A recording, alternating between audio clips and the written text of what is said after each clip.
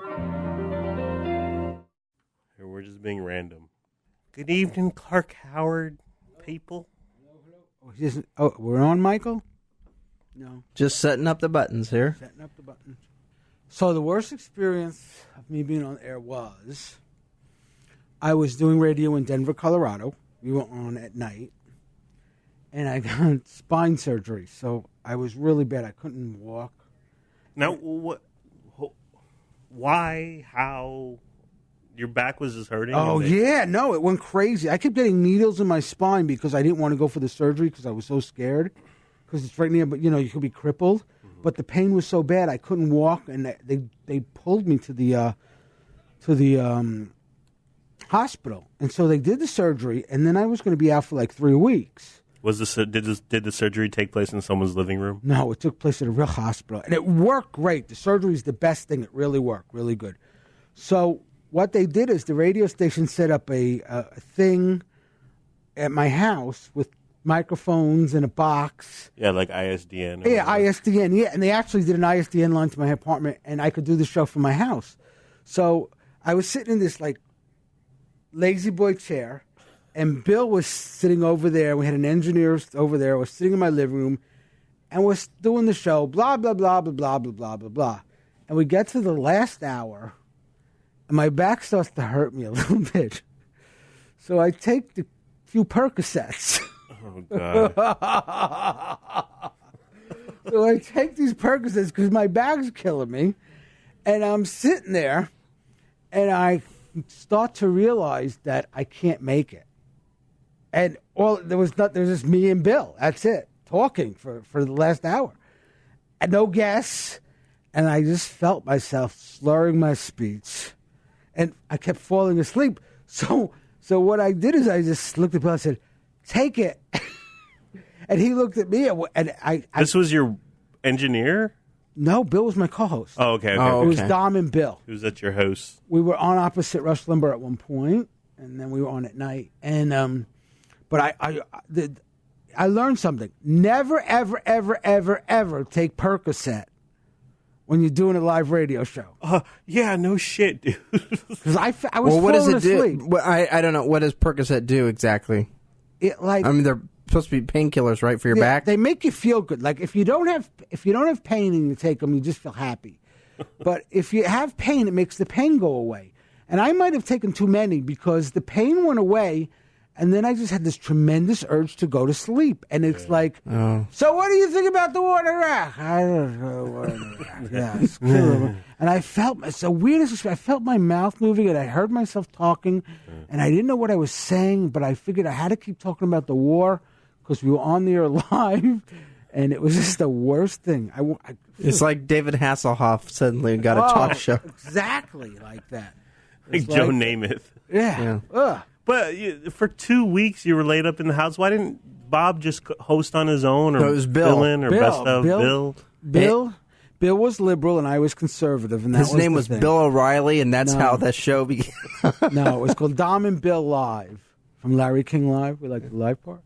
And we would just sit there and argue about everything for like 3 hours every day. And then, he only got mad at me one time. He always knew would be like, "You're an idiot. No, you're ruining the country. You stink. This is why people like you." Okay, we'll be right back. So are we going to go have some pizza for lunch? So it was always like that. When we were off the air, everyone knew it was just like we were friends, right? So you were fake. No, we weren't fake. We just didn't drag it on. Except for one time I actually said to him on the air, I go, "Oh, come on, Bill. You're so whipped. You are pee-whipped." By his wife or something? By his wife. Okay. And I said, "And we'll be right back." And he turned to me and said, "You effing fat, effing pig, effing. And I realized that I should never bring up the fact that he's pee-whipped. But he was. Because he was, yeah. Oh, my God, was he? So, dude, your dental thing. Yeah, I want to talk about this, but should we save it for the main podcast? No. This is too important. I know. Where did you find the place? I went on Google and I wrote Sacramento. Oh, my God, dude. Oh, jeez. It was a place called San Juan Street or something. I don't know. Yeah. And I said, it said I wanted in an hour. Well, why didn't you go through our insurance, 24 dude? hours.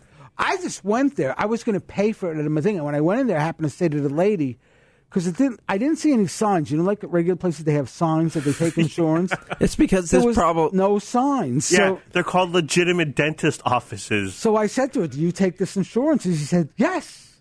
And I said, oh. And then he came back to me, the doctor, and he said, oh, you have very good insurance. We did good VIP. Okay, good parallel. Órale, that's like, you know, when you're driving around and you see like a banner sign on a regular house that says tax preparation or something. That's exactly car what it insurance. was. It's exactly what it was. It said dentistry and cosmetic dentistry.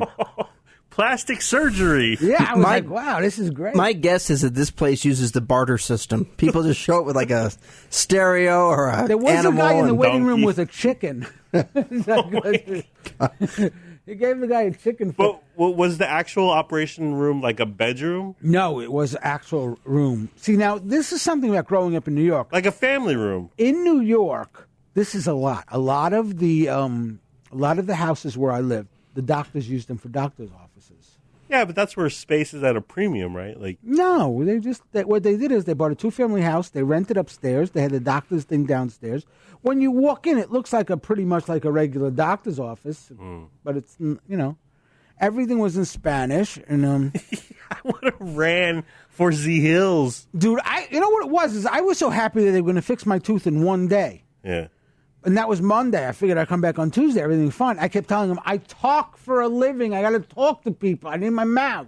You go on the Google. So are you going back to this place? Oh, yeah, next Tuesday. See, that's the crazy part. And then I go back then Friday, and then Fridays, they're going to pull 3 teeth on one day. And They're going to pull 3 teeth in one day? did you think it was odd when I said to the guy, I like laughing gas? He says, well, we don't have any. I said, I got to have laughing gas. And he goes, oh, we'll get it. We'll get it. He's going to take a trip to Tijuana and come back is what he's going to do. But then later on, he goes, oh, you don't need it. You don't need it. I don't want to make the guy feel bad. See, I'm like that. I don't want people to feel bad. That's exactly what I was telling Who you. cares, dude? You have zero invested in these weirdos. I slept with someone who had no legs. She couldn't stand up for herself? Actually, it was something like that. And I didn't want to say anything because I She didn't want to didn't hurt stand her up for herself. feelings. So I actually faked it. I thought they had one leg. No, I know. I said one leg. I don't know why I said one leg, but it was actually 2 legs. Because I kept looking for a place to put my hands. Oh, There's no place. jeez. So they had no legs at all? No. It was nothing. basically just a stump. Stumps, yeah. And she told But me she had 2 arms. she told me that she had got back from the war. So now I'm going to say not only are you a vet who has no legs, but I'm not going to have sex with you now. I couldn't do that to her. I felt too bad. So what I did is I started praying to Jesus. And I was like, Jesus, please give me the strength to do this. Give me the strength to do this. And so, I did stuff to her, and You're like the Fisher House. she did stuff to me. She almost bobbed over. It was like a dweeble. They wobble, but they don't fall down. Jeez. So she had no legs, but she obviously had a mouth. vagina and a mouth. Yes. And I actually faked it. What do you mean you faked it? Like you I faked- said like, oh, I finished. Oh, jeez. What was I going to Yikes. do? I want to hurt. I don't want to hurt this poor her feelings. You should tell Joe and Jack this story. No, No. they already think it. But I didn't want to hurt her feelings. I felt so bad. Why didn't you marry her? No, What if she said, "Are we together now?" I do the thing where I go, I'm definitely going to call you, Yeah. and I don't call. But that I could always, oh yeah, I lost my phone book. You know how many times I've lost my phone book in my life? 8 million times. No, what were you going to do? How would you feel? Okay, let me give you a scenario. You two are in a club. There's a girl sitting there, but you don't see that she doesn't have. She's sitting there, so you don't see that she don't have legs. Is she in a handicap or a No, wheelchair? she's sitting at a nightclub. Okay. So Is it just a head and feet? Ew, it's just she's sitting there, Michael. Okay. Think for a second. You sit there. You can't. You don't know if someone's got legs when they're just sitting there. That's one of the first things I look for. Legs. So, well, Yeah. there was a Face, tablecloth. Right. So, you start talking. And Did you play footsies with her? No, you couldn't. There was nothing there. So you're so sick. So you start talking and little kissing and everything, and you say, you want to go out to my car? Real classy. Michael's looking. This is go to my car. Quickie. By the dumpster? I a quickie. And she's like, oh, yeah, I really do. And you heard the whole story about, all this. And then we were about to go, and I realized that those two crutches over there, and that she's got no legs. Wow. And then? So we get to the car. She must be pretty agile. She can move around really good. She's one of those people who get on a wheelchair up and down. And she got there, and she had a dress on and everything with no legs. Oh, dress. And I was like, well. Oh, I see. So what was I going to do? So I just said, well, let's make the best of it. And I got in the car, and we did things to each other, and I pretended I was finished. And you know what she said to me? She says, I got to be honest with you. She said, I lost my legs and I was in the military. I said, how did I know women could lose their legs in the military?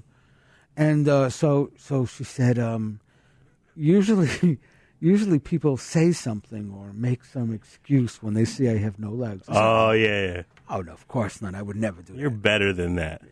And then you went to KFC and had a leg and a wing. Oh, Vince. I went and I ate. Because when I get depressed, I used to eat. Yeah. Oh, my God. I would drive to Jack in the Box and get like $30 worth of food and just sit there and eat it all because I was so... Well, that's because... I can't go into... I don't want this whole show to be about my sex life, so... I don't either. Yeah, I do. No, we don't want to do that. But she was a nice girl, and you just didn't call her again? I didn't actually... Yeah, it was kind of, yeah. What? No. Did you fake dial? No, I didn't write down the number. No. I never went back to that club. How long did you wait to fake your big O? Well... 45 minutes. No, as I was doing things to her, I made believe I was doing things to myself also. And I just stopped at one point and went, oh, that was wonderful. Oh, that was wonderful. Into my panties. My pants. My underwear. I think you're right the first time, probably. No. So that's the story. Okay, now we got to start the show because this is... I think so. Yeah, I have a feeling we're going to have to edit some of this out. Really? You're such a prude, man. Oh, not that. It's just from an entertainment standpoint. No. Ready, and hit it! He's taking that away from you. It's 5 after. The Armstrong and Getty After Show 5-minute podcast. Without Armstrong or Getty. But with Vince, Michael, and Dominic. What a great show on Armstrong and Getty today. Wasn't it a good show, guys? It was a good show. I really liked it. Yeah, I enjoyed it. Because it was like serious, but it wasn't too serious. And then it was political, and it wasn't too political. And, it was pretty good. It was pretty good. Your dentist story was priceless in the 9 o'clock hour. Yeah. And I didn't know what the hell Joe said to me. Go get behind the mic. I want to ask you about the dentist. I was like, okay. Well, this morning you were like, yeah, Vince, I went to my dentist, and the TV that they had on had Spanish TV on it. And I was like, so what? It was tuned to the Spanish station. Big deal, but you had all this other wacky stuff. Well, I didn't think it was unusual to go to a dentist that has a house and a banner outside the house. Weird. El Dentistry. Oh, and you know what? Real big, it said... What's that? How do you say speak in Spanish? That Se habla español. Yeah, it said that on the sign too. Órale, sí. Okay, let me ask you something. What is? I'm looking at the list of stuff we talked about at 6 o'clock in the morning. You should have looked there. Maybe Jack's old maid might have been employed. I think she's the one who was cleaning my teeth. So what's going on with all these Muslims in France? I really think we got to do something. I think we on the Armstrong and Getty show should actually, because I'm really proud that we have the video up link. Oh, yeah. To the film. Yeah. But I think we should, when the French magazine has the pictures of Muhammad or whatever the hell they have. Link to it? I think we should link to it. Yeah. The New York Times wouldn't do this. When this all happened originally, the New York Times wouldn't put a picture of the prophet in there because they were afraid. Well, that gets into the, free speech, yelling, fire in a crowded theater. Yes, they're different, but if literally what the film is doing is causing, havoc and mayhem and people are being hurt, whatever, being killed. So, where do you draw the line? And, props to YouTube for keeping it up, but I could also see them taking it down in 2 seconds. Do you not understand the Constitution? I get God, it. If you do that, then anybody who screams... Tell that to the Libyan ambassador. Tell him how he feels. Sometimes to make an omelet, you got to break some eggs. Does the end justify the means? You don't cow down to it, because then someone's going to say, you know what, I don't like Armstrong and Getty, and I'm going to scream and yell until you get it off the air. I know. But it's just...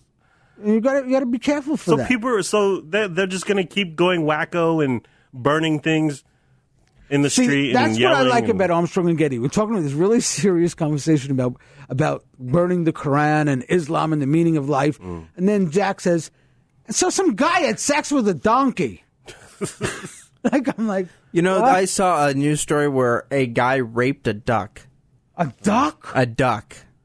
Oh my God! No, a real story. I mean, was it was a the beast. Duck traumatized? No, I guess the duck was okay, but how do you know? Quack means no. How do you know the duck was okay? Maybe it could never. No, it was a real news story. I almost brought it in, but I just thought it was too tasteless. Now, if you killed the duck while you were doing it and you cooked it and ate it, that would be worse than that would be like bestiality. That's just foul. That's just Next story. Oh Yes. God. Okay. So we had a sniffing thing in the studio just before the show for some reason. Right before the show, Oh yeah, where did that come Joe from? goes, "I smell cat pee." Oh yeah. I'm like, "What the hell? You smell cat pee?" And I'm like, and Vince, love Vince. He's going, "It must be Dominic." Well, you have a cat. But I don't smell like cat pee. Smell me. Hey, cat No. pee, no, cat pee is like the worst smell Mike, there is. come in and smell it. I I'm don't not want to gonna- smell you. Go away. No. Go away. Rape.